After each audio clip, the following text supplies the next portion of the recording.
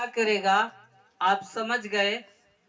क्या क्या करेगा आपके जीवन में जब आप विश्वास करोगे, उस पर ईमान लाओगे, उस परमेश्वर पर भरोसा रखोगे, उस परमेश्वर को एक दोस्त बनाओगे, उस परमेश्वर से प्रेम करोगे, वो आपका प्रेमी होगा, तो आपको क्या क्या देगा हम पढ़ के बताते हैं कि अतः जो बोने वाले को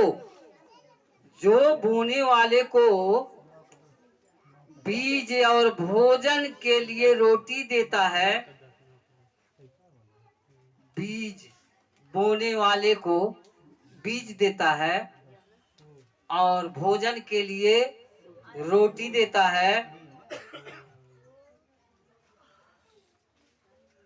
वह तुम्हें बीज देगा और उसे फलवंत करेगा। हालेलुया। यानी आपको बीज देगा, आपको बीज देगा।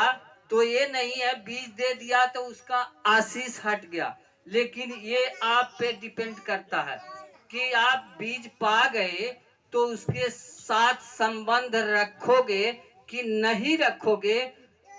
तो वो आपको जब बीज दे रहा है तो बीज पर भी फलवंत करेगा, यानी बीज को बढ़ाएगा। हालेलुया। बीज को बढ़ाएगा, बढ़ाएगा कि नहीं? बढ़ाएगा। आपको विश्वास है? वो बढ़ाएगा। आपसे कह रहा है खुले में कि मैं ये कर सकता हूं। अतः जो बोने वाले को बीज और भोजन के लिए रोटी देता है, वह तुम्हें बीज देगा और उसे क्या करेगा? फलवंत करेगा। वो फल लाएगा, वो 100 गुना फल आएगा, आपको मिलेगा। लेकिन आपका भी फर्ज बनता है उसके लिए। क्या खेत तैयार करना है, फसल लगाना है, उसकी देखभाल करना है, कोई कीड़ा न लगे।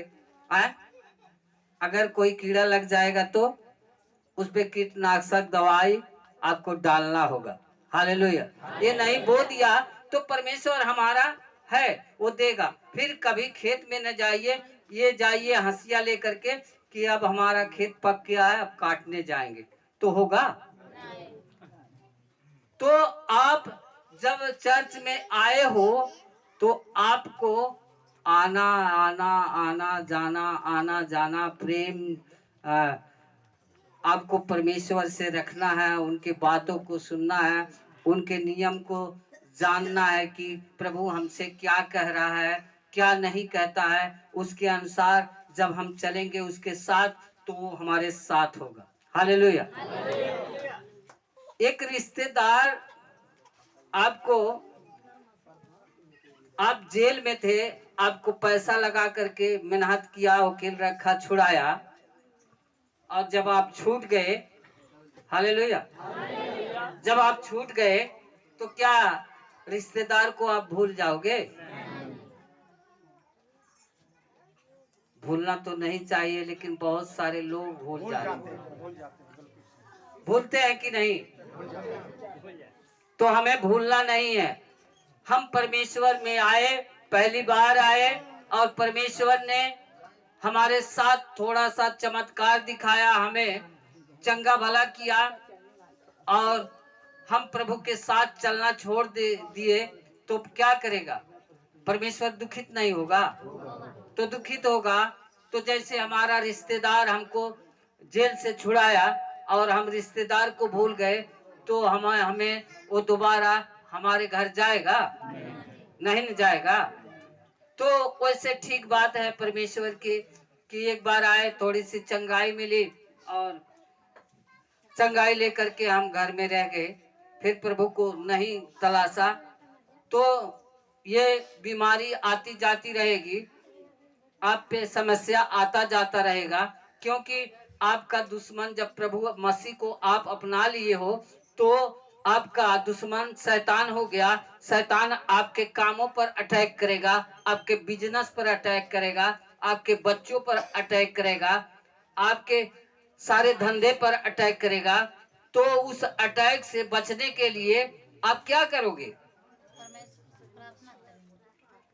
आप परमेश्वर के साथ जुड़े रहोगे। अगर नहीं जुड़े रहोगे तो वो शैतान आपको हरा देगा। और जैसा प्रभु से कहा है कि तेरे बेटे बेटियों से मैं अपना गुलामी करवाऊंगा। हालेलुया। वो हमको पूजेंगे, हमें परमेश्वर जानेंगे और मैं उन्हें लात से मारा करूंगा। हालेलुया। तेरे तो बेटी बेटा हैं पर तुझे नहीं मानेंगे, हमें मानेंगे और हमें मानेंगे भी और हम उन्हें लात से मारेंगे भी, लेकिन फिर भी वो मेरे पीछे दौड़ेंगे। आज क्या हो रहा है संसार में? लोग दौड़ रहे हैं ना। उसने कसम खाई है भाई परमेश्वर से, जब गिराया गया। पहले वो स्वर्गदूत था, लेकिन वो परमेश्वर के पास रहता था, लेकिन उसने गलती किया और गलती के कारण परमेश्वर ने उसे गिराया और कहा कि सब कुछ हम जानते हैं, स्वर्ग का सारी बातें जानते हैं। तो उसके पुत्र और जितने पुत्रियां हैं सबको अपने बस में रखूंगा। वो बड़े लालची होते हैं, उनको धन दिखाऊंगा थोड़ा सा। धन तो यीशु मसीह को भी दिखाया था ना, 40 दिन उपवास में। तो धन दिखाएगा, आपको तंग करेगा, आपको यीशु मसीह के पास नहीं जाने देगा। यीशु मसीह के पास गए बीमार कर देगा। तो आप सोचेंगे ओ यीशु मसीह के पास गए और हम बीमार हो गए, हम बल्कि वहीं ठीक थे जहां सुखैतिया कराते थे। तो जाओ। लेकिन शैतान के चाल को आप नहीं समझ पाओगे। शैतान के चाल को परमेश्वर जानता है और परमेश्वर के अच्छे अच्छे दास जानते हैं। जब ग्रसेनिया के देश में यीशु मसीह अपने चेलों के साथ जाने लगा तो ग्रसेनिया देश से 6000 की सेना उसे देख ली और जान लिया कि ये मुझ पर आ रहा है अटैक करने, ये मुझे जिंदा नहीं छोड़ेगा। तो क्या किया, उसी झील में ऐसा तूफान ला दिया कि 12 चेले उसके साथ थे, डर गए। कहे अरे प्रभु जी आप सोए हो, यहाँ हमारी जान जा रही है। कहा, यीशु ने कहा, उठ करके बैठ गया और कहा ए आंधी शांत हो जा, ए तूफान थम जा। ये कैसा इंसान है कि इसकी उंगली से ये आधी तूफान शांत हो गई। उसके साथ ही है लेकिन उनका विश्वास नहीं है। आज हमारे साथ बाइबल है, प्रभु का वचन है, प्रभु के दास हमारे बीच आते रहते हैं, बताते रहते हैं, लेकिन हमको विश्वास नहीं। थोड़ी सी बुखार आया, अरे घुटना टेका तो प्रार्थना किया 2 बार, लेकिन हमारी प्रार्थना नहीं सुनी गई। झट के दोष लगाते हुए परमेश्वर पे, अरे हमारा नहीं सुना गया प्रार्थना। वो आपका गुलाम नहीं है। गए ऐसे सिर तान के, हे प्रभु बुखार ठीक हो जा, बुखार ठीक हो जा। उससे रोना पड़ेगा, चिल्लाना पड़ेगा। एक बार नहीं 70 बार, 70 बार के 7 गुने, कितने बार हो गए? उतने बार आपको चिल्लाना पड़ेगा। जब तक आप मन फिरा करके उसके पास नहीं जाएंगे एक धर्मी बन करके, तब तक आपकी प्रार्थना नहीं सुनी जाएगी। आप मतलब के जाते हो, आप मतलब के जाते हो कि हमारा लड़का बीमार है, बुखार है, हे प्रभु ठीक हो जा, हे प्रभु ठीक हो जा। लेकिन ये नहीं कहते हो प्रभु हमने तो आपको नहीं चुना, हमारे विपत्ति में आपने मुझे चुना उठाया।